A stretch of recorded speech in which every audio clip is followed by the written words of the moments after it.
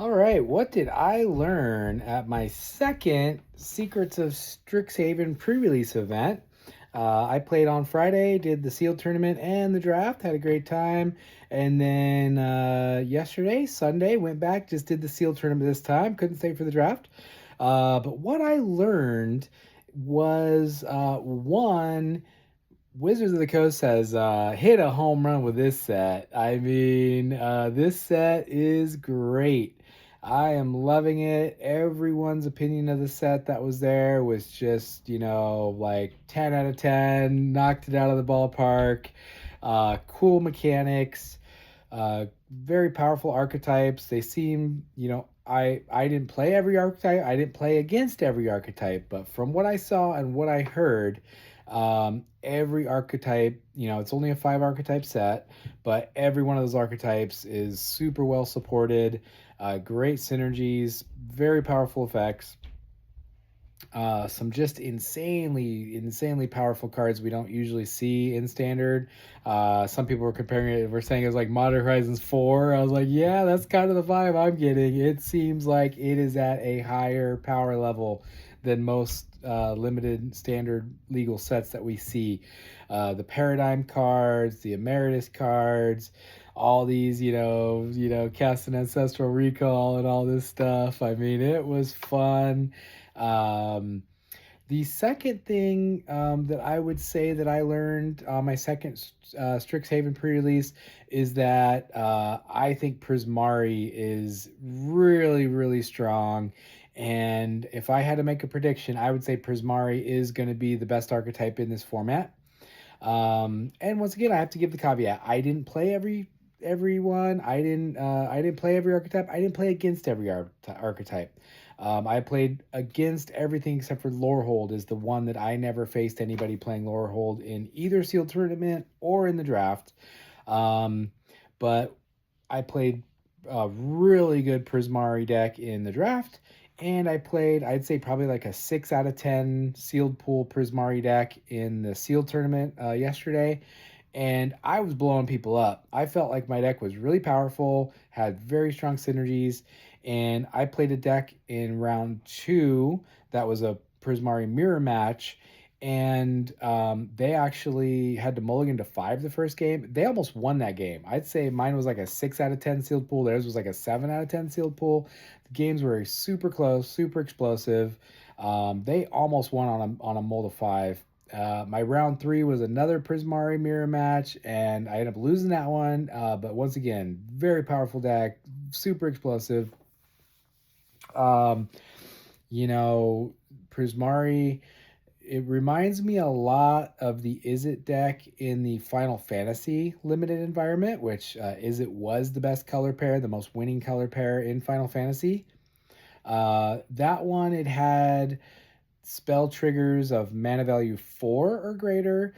This one, they upped it one with the Opus mechanic, which is Prismari's main mechanic, which is triggers. Uh, a lot of the stuff triggers with just any spell cast for Opus, which is great. Even a 1 mana spell triggers it.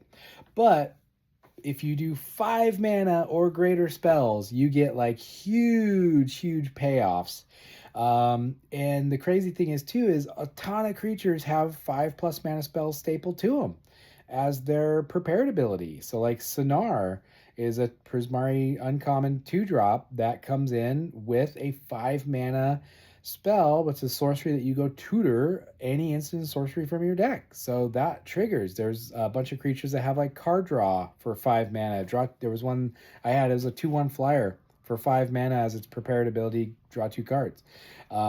There's just all kinds of creatures with these 5 mana abilities. There's also a ton of graveyard recursion for your spells.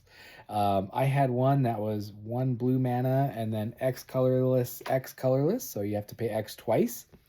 Go get X spells back from your graveyard. So one game I paid 7 mana to return 3 instances of sorceries to my hand, and my opponent just scooped at that point because they were already out of gas and I was ahead. And then it's like, oh yeah, let me go get my best 3 spells back out of my graveyard and start casting them again. In my draft, I had a guy that when you hit the Opus trigger, any spell, you can make your opponent mill 3 cards. But if it's 5 or higher, they mill 10 cards. So, you do that 3 times and the game's over. They're milled out.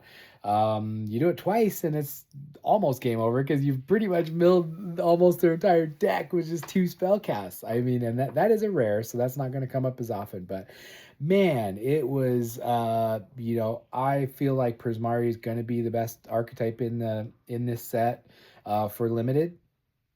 And of course, draft is self-correcting. So if too many people are trying to draft that Prismari deck, then you're not going to get a very great version of it probably.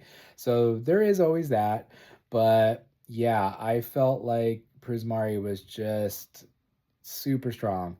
Great removal, great interaction, bunch of different counter spells, graveyard recursion on your spells, tons of good creatures, tons of huge payoffs for these spells. I felt it was also easy to splash. In my deck on Sunday, I splashed green, mainly because one of my packs, I opened the rare.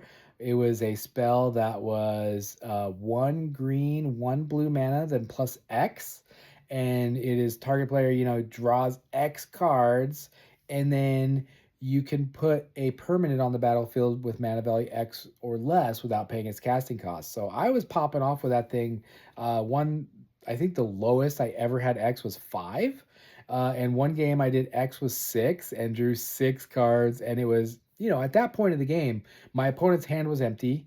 The board, I was ahead on board because I had removed a bunch of their creatures already. So they had like a couple small creatures. I had a couple bigger creatures. And then it's like they are out of cards. And then I draw 6 and then drop a 6-drop for free onto the battlefield. And it's like game over. I mean, the game is over. So it was pretty easy to splash. And yeah, just huge payoffs. So I'm really looking forward to drafting more Prismari. That's the archetype that I'm pretty much the most excited about. I would like to, it's always one of the fun things about drafting is every draft is always different, and you need to kind of find the open lane typically, so you're not always drafting the same thing, which is what keeps it kind of interesting for me. And so I am looking forward to exploring all the archetypes over the next couple months.